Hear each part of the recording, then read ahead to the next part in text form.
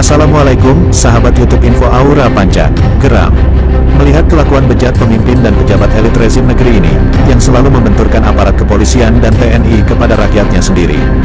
Dan itu terus berulang terjadi, di mana kita lihat, jika rakyat menuntut hak-haknya, untuk keadilan, kesejahteraan, atau hak-hak rakyat yang dirampas, selalu saja rakyatnya dianggap provokator, bikin rusuh, dan rakyatnya yang selalu dianggap salah dan dibenturkan dengan aparat kepolisian yang bersenjata lengkap, mereka dipukuli, disemprot, ditembaki, dan ditangkapi. Kekuasaan pemimpin dan elit pejabat rezim saat ini, sudah tak ada lagi rasa empati atau rasa kemanusiaan di hatinya, hingga rakyatnya sendiri dianggap penjahat, hingga menurunkan aparat untuk mengamankan, mengamankan dengan cara ditembaki dengan gas air mata, dipukuli, disemproti dengan water cannon, dan juga ditangkapi. Dan itulah cara yang diambil pemerintah. Jika rakyat menolak kebijakan dan aturan itu, polisi dan TNI diturunkan hingga bentrok dengan rakyat. Dan hebatnya, pemerintah selalu merasa baik, merasa sudah paling benar dengan semua kebijakan yang dibuat.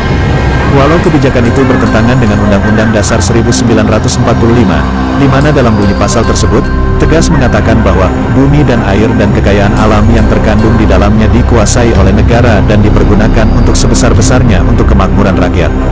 Tapi yang ada, semua kekayaan alam Indonesia dibawa kabur untuk kemakmuran kelompok-kelompok bajingan, rakus dan serakah. Terutama pengusaha oligarki asing dan asing.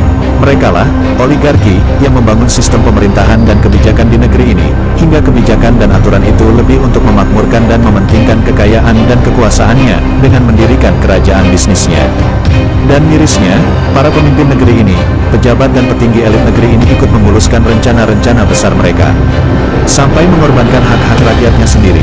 Begitu banyak permasalahan yang terjadi di negeri ini, mulai dari sengketa lahan, undang-undang Omnibus Law, undang-undang kesehatan, pertanian, perkebunan, tambang, batubara, emas, BUMN, korupsi yang makin menjadi, dana asuransi, dana haji, proyek-proyek mangkrak, kenaikan BBM, kenaikan tarif listrik, TKA Cina, hutang negara yang kian meroket, dan masih banyak permasalahan lainnya yang tidak berpihak kepada rakyatnya. Dan mirisnya, jika ada para ulama atau tokoh-tokoh lainnya yang bersuara, mengkritik, karena dianggap berseberangan dengan kebijakan pemerintahan Jokowi, maka mereka diperkarakan, hingga dipenjara. Dan kini permasalahan yang sama pun terjadi, ribuan hektar lahan hak rakyat, milik rakyat di Rempang, mau digusur, demi kepentingan oligarki, pengusaha kaya, yang dibalut dengan bahasa halus, mengatasnamakan investasi strategis nasional. Jika dari dulu investasi itu untuk kemakmuran dan kepentingan rakyat, tidak akan mungkin terjadi bentrokan antara rakyat dan aparat, tidak akan terjadi demo di mana-mana, jika kebijakan itu benar untuk kemakmuran dan kepentingan rakyat.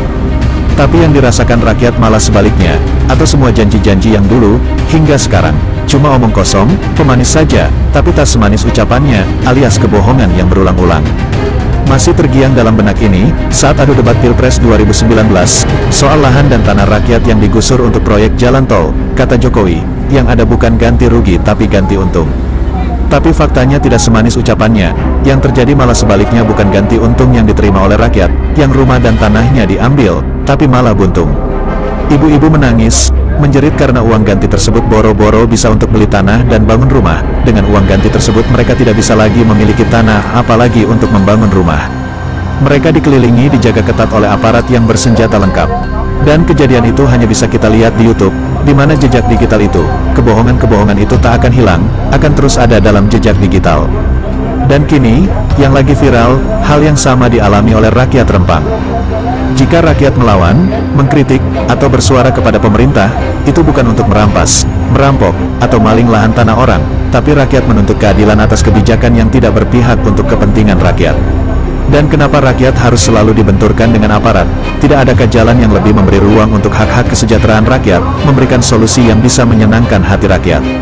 Kalian dipilih oleh rakyat, kalian digaji oleh rakyat, tapi di mana pembelaanmu kepada rakyat, pembelaan yang bisa memberikan rasa aman, rasa damai, rasa keadilan dan kemakmuran untuk rakyatmu?